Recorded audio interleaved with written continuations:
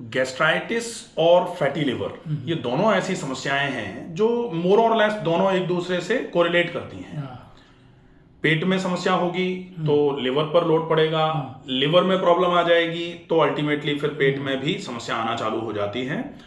सामान्य तौर पर लोगों के बड़े कंफ्यूजन होते हैं कि क्या खाया जाए, क्या नहीं खाना है, घी खा सकते हैं क्या, चाय पी सकते हैं क्या, दूध खाना है क्या, या फिर फैट ज्यादा मात्रा में लेते हैं तो फैटी लिवर कहीं बढ़ तो नहीं जाएगा, आपको गरम मसाले खाने हैं क्या। ये सारी चीजें जो हैं ये एक एक करके सारी चीजों को आप अच्छे तरीके से समझ लो क्या क्या करना है। मैंने नोट डाउन किया है। मैं घी में खा सकता हूँ, यहाँ पे लेके आया हूँ। घी अगर गाय का है तो आप जैसे दलिया, खिचड़ी, इसमें आप ऊपर से आधा चम्मच या 1 चम्मच घी डाल करके खा सकते हैं, कोई दिक्कत नहीं है।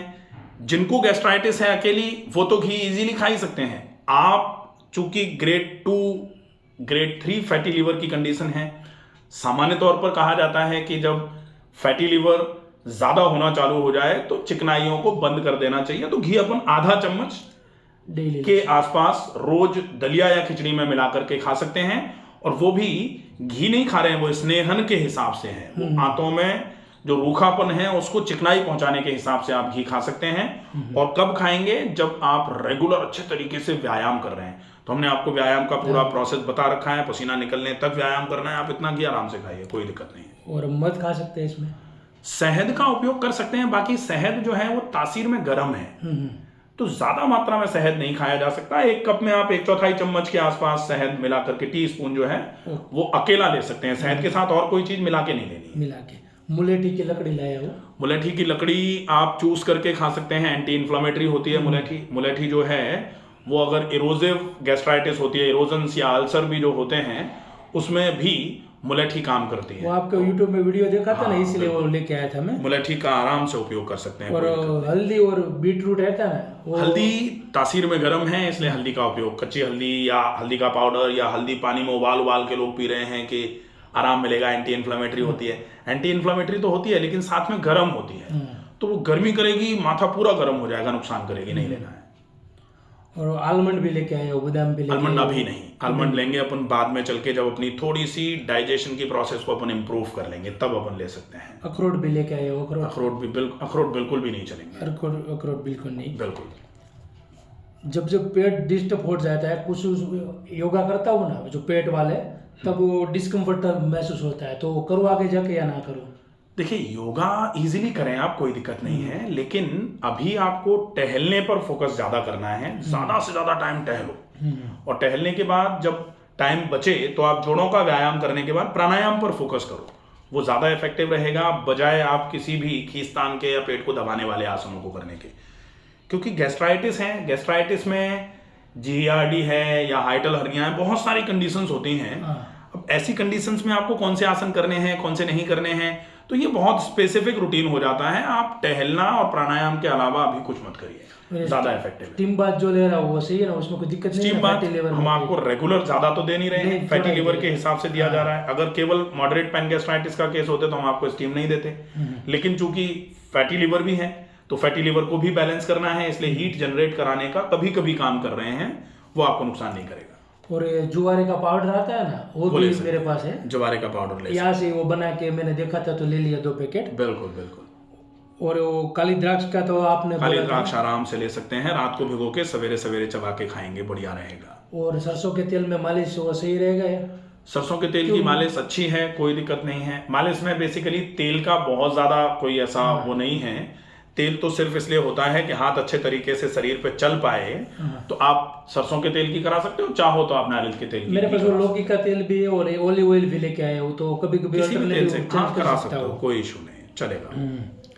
और फैटी लिवर में डिटॉक्स होने में कितना टाइम लगता है, ऐसा कुछ आइडिया है आपको? कुछ लिवर डिटॉक्सिफिकेशन डिपेंड करेगा कि आप कितना अच्छा मेहनत कर रहे हैं। लिवर एक ऐसा ऑर्गन है जो सबसे जल्दी अपने आप को रिजनरेट कर लेता है अगर उसको मौका मिले।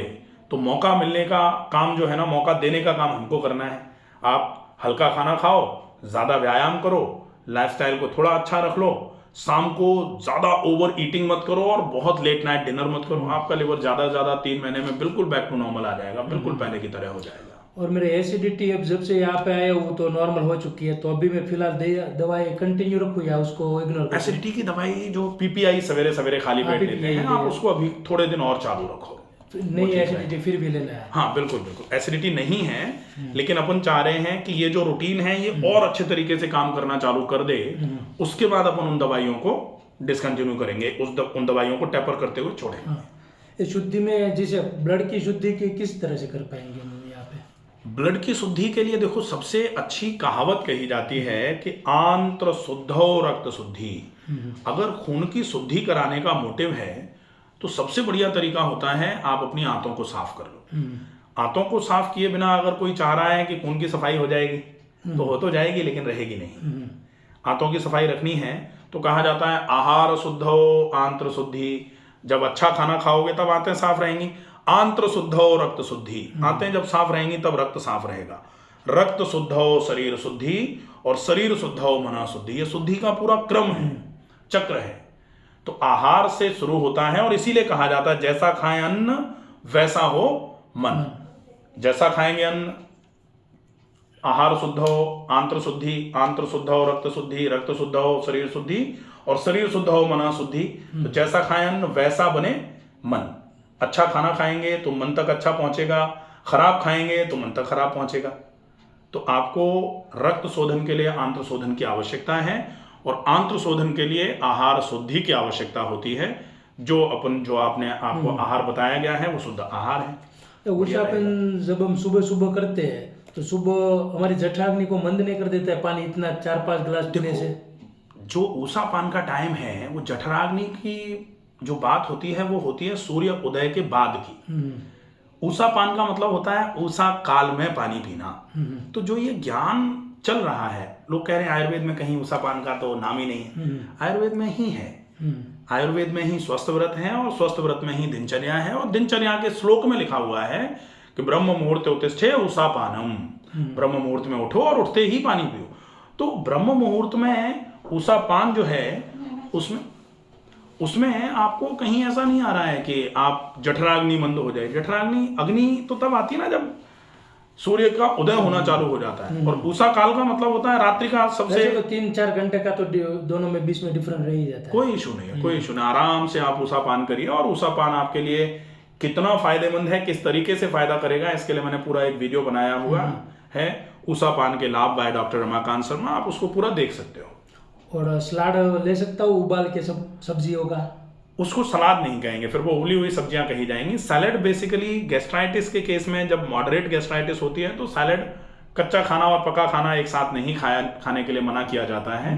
बाकी सलाद को अगर उबाल के खा रहे हो तो वो सलाद नहीं रह गया, फिर वो उबली सब्जी हो गई। तो ऐसा करके आप ले सकते हो, कोई इशू नहीं है। चलो फ्रूट तो ऐसे ही कभी भी फ्रूट भूखा नहीं रहना ज्यादा देर तक। गैस्ट्राइटिस के केस में अगर आप भूखे रहोगे या कुछ तो फिर वो एसिड रिलीज बढ़ेगा। एसिड रिलीज बढ़ करके आपकी गैस्ट्राइटिस को बढ़ा देगा, इसलिए भूखे रहने का तो सवाल ही पैदा नहीं होता।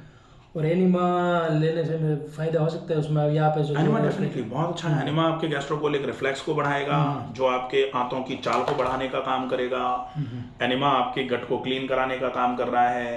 एनिमा अगर ठंडे पानी का दिया जाता है तो वो आपके आंतों की गर्मी को सोखने का काम करता है। बढ़िया रहेगा, कोई दिक्कत नहीं।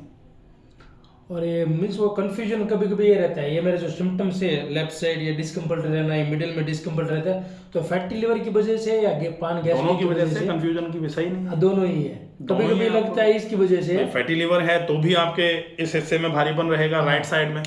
और अगर मान लो आपको गैस्ट्राइटिस, मॉडरेट पेन गैस्ट्राइटिस है तो आपके पूरे के पूरे पेट में ही भारीपन रह सकता है। अपने दोनों हैं तो अपन कंफ्यूजन में क्यों रहें किसकी वजह से? आप तो ये मान के चलो दोनों की वजह से ही है। और आईबीएस का तो आपका वीडियो देखा था, वो तो मेरे को नहीं हुआ तो मैंने कंफर्म। मॉडरेट पेन गैस्ट्राइटिस हो गई तो आईबीएस का तो सवाल ही पता नहीं है। और स्टूल आसानी से पास होता है, पर उसमें एक इश्यू क्या, पहले जब मेरा वेट था ना 92 kg तब प्रेशर आता था, जगते ही के टाइम पानी पियो ना फिर प्रेशर।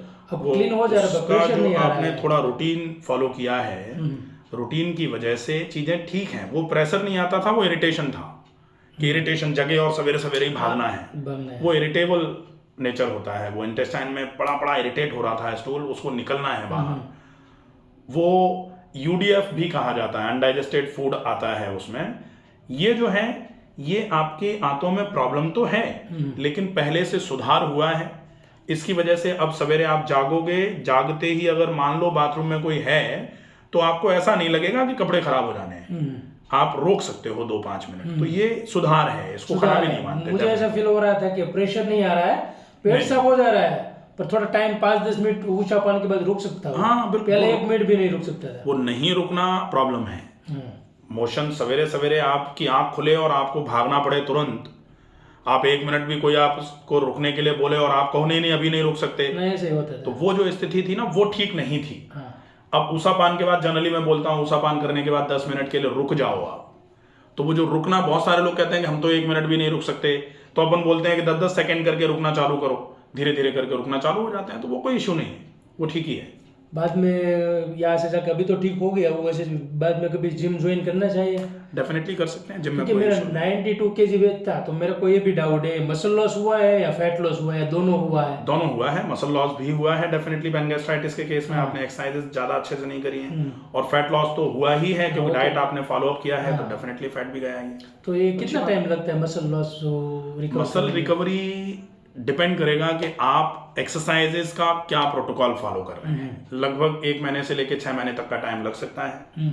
अच्छी रिकवरी चाहिए, जल्दी चाहिए, तो आपको बहुत विगरस एक्सरसाइजेस करनी पड़ेंगी, जो रूटीन आपको फॉलो करने की आवश्यकता नहीं है। आप 6 महीने वाला प्लान रखो, 6 महीने में टारगेट रखो कि अपनी मसल को दोबारा से रिगेन करना है। और अपने पास एडिशनल सप्लीमेंट भी मैंने लिया था, जिम का ट्रेनर मैंने रखा था ना, तो उसने प्रोटीन दिया था, वे पाउडर। नहीं ले सकते। और घर पे है ना वो मैं डाइट में थोड़ा वो गेहूं का है ना वो रोटी बोटी बड़ा बना के खाता था, तो अभी वो तो बंद करवा दिया है मैडम ने, अनाज बनाज। और तो कोई इश्यू नहीं है, अभी तो सब रिलीफ आराम से हो रहा है। बिल्कुल सब बढ़िया है, कोई दिक्कत। और कोई दिक्कत रहेगी मेरे नंबर हैं आपको, हाँ मैसेज कर सकते हैं आप कभी भी। Okay sir, thank you. हाँ।